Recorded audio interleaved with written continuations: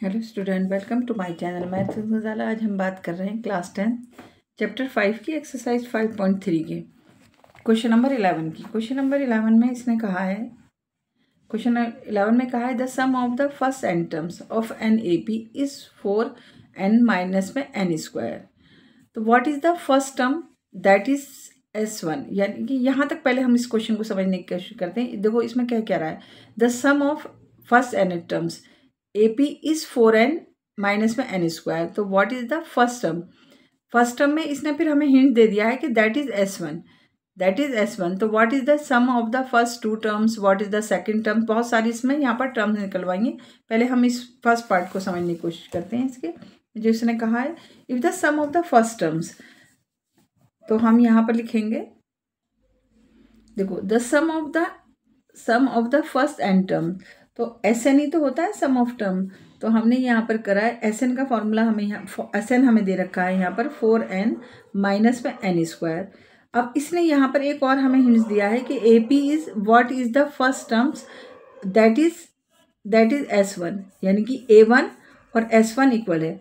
तो हम यहाँ लिख देंगे A1 इक्वल टू में हमें क्या दे गिवन है S1। अब हम इसको करते हैं 4n माइनस में n स्क्वायर, ये गिवन है यानी कि 1 लिखना है हमें n की जगह पर।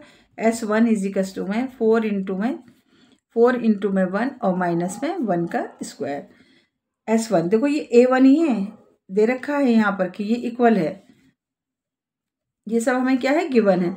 S1 इजिकल्स टू में 4 माइनस में 1 आ गया, 1 का स्क्वायर 1 ही होता है, और हमारा आ गया यहाँ पर 3 माइनस करा हमने, तो हमारा कितना आ गया 3। यानी कि A1 जो हमारा निकला, A1 इजिकल्स टू में हमारा कितना निकल गया है, 3 निकल गया है। एक चीज तो हमें यहाँ पर क्लियर हो गई। फिर उसके बाद इसने कहा कि what is the sum of the first two terms. अब हम फर्स्ट टू टर्म्स को देखते हैं। तो हम क्या निकालेंगे यहाँ पर A2 यानी कि S2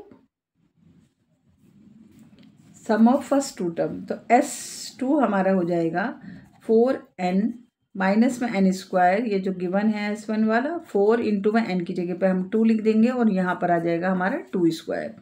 यहाँ पर क्या आ गया 2 स्क्वायर इजिकल्स टू में 4 टू द 8 हो जाएगा, और माइनस में 4, तो ये हमारा 4 आ गया। S2 हमारा कितना आ गया, 4 आ गया।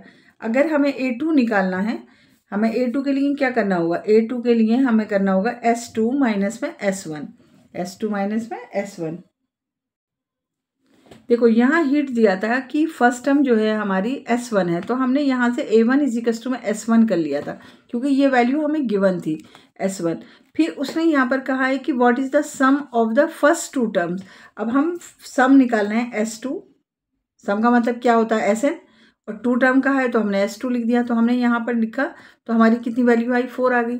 कितनी वैल्यू आएगी, 4। लेकिन अगर हमें A2 निकालना है तो उसके लिए हमें करना पड़ेगा S2 माइनस में S1। तो S2 हमारा कितना निकला है 4, और S1 हमारा कितना निकला है 3। तो इक्वल टू में हमारा ये कितना आ गया, 1 आ गया। ये कितना आ गया हमारा 1। S2 हमारा कितना, A2 कितना निकल गया है 1।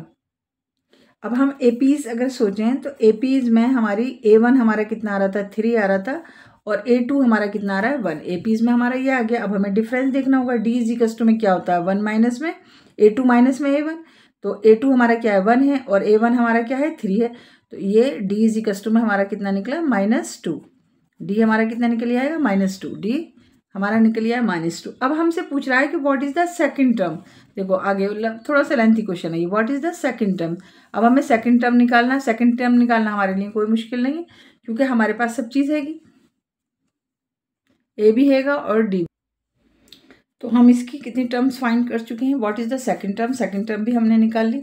कौन कौन सी, देखो अगर हम फर्स्ट टर्म की बात कर रहे हैं तो A1 हमारा कितना आ रहा है, 3 आ रहा है, और सेकंड टर्म A2 हमने जो निकाला है वो हमारा कितना आया था, देखो यहाँ देखो A2 हमारा कितना आया था, 1 आया था। A2 हमारा 1 आया था, यानी कि सेकंड टर्म भी हम निकाल चुके हैं और इसकी फर्स्ट टर्म भी निकाल चुके हैं।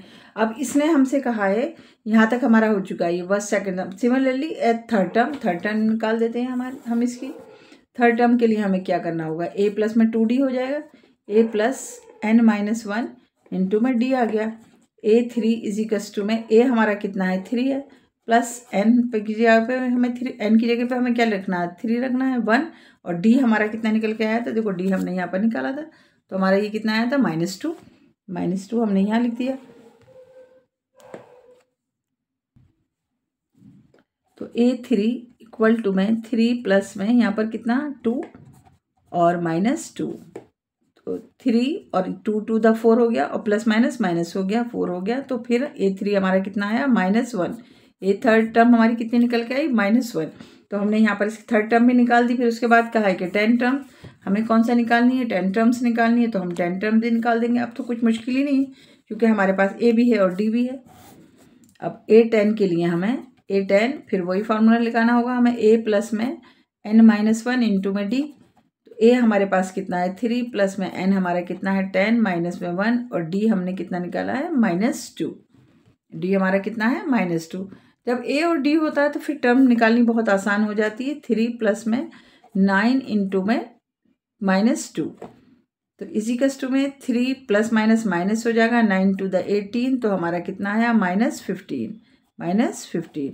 तो A10 हमारा कितने निकल गया टर्म -15। अब हमें क्या निकालना है nth टर्म। एक और चीज़ इसने पूछी है यहाँ पर nth टर्म्स, और हमें निकालनी क्या निकालनी है nth टर्म्स, तो वो भी निकाल देते हैं। फिर हम ऐसे ही करेंगे an वाला फार्मूला, an A प्लस में फार्मूला में यहाँ पर लिख चुकी है A प्लस में 9। अब मैं वैल्यू डाल लेंगे यहाँ पर। A हमारा कितना है 3 प्लस n ही है -1 और D हमारा कितना है -2। इजिकल्स टू में 3 प्लस में मल्टीप्लाई कर दो -2n हो जाएगा और माइनस माइनस प्लस, इससे मल्टीप्लाई करेंगे तो माइनस माइनस प्लस हो जाएगा और 2 × 2 हो गया हमारा यहाँ पर। इजिकल्स टू में 3 प्लस माइनस माइनस हो गया 2n और प्लस में 2। अब देखो ये भी पॉजिटिव ये भी पॉजिटिव, तो दोनों प्लस हो जाएंगे। यहाँ पर आ गया 5 माइनस में 2n, तो n टर्म हमारी कितनी निकली है 5 माइनस में 2n। तो ये भी हमने यहाँ पर फाइंड कर दिया। तो जो जो इसने हमसे कहा था कि वो सब हमने फाइंड कर दिया। सबसे पहले इसने हमसे कहा था फर्स्ट टर्म का हमें हिंट देकर कि ये S1 के इक्वल है, तो हमने यहाँ से A1 निकाल दिया। फिर हमने क्या निकाला A2 निकाला, S2 करके हमने क्या निकाल दिया S2 निकाला। फिर A2 के लिए हमने क्या करा S2 माइनस में A1 कर दिया और हमारा A2 कितना निकल के आ गया 1 आ गया, तो APs लिख दी 3 1। फिर हमने यहाँ से डिफरेंस निकाल दिया। तो हमने सेकंड टर्म भी निकाल दी जो पूछी, फर्स्ट टर्म भी निकाल दिया। फिर उसने हमसे क्या कौन सी टर्म निकलवाई है, थर्ड टर्म्स निकाली है, तो हमने थर्ड टर्म निकाल दी, 10 टर्म्स निकाल दी यहाँ पर, ठीक है। और फिर nth टर्म निकाल दी हमने। nth टर्म हमारी कितनी आ गई 5 माइनस में 2n। तो ये क्वेश्चन नंबर हमारा 11 हो जाता है।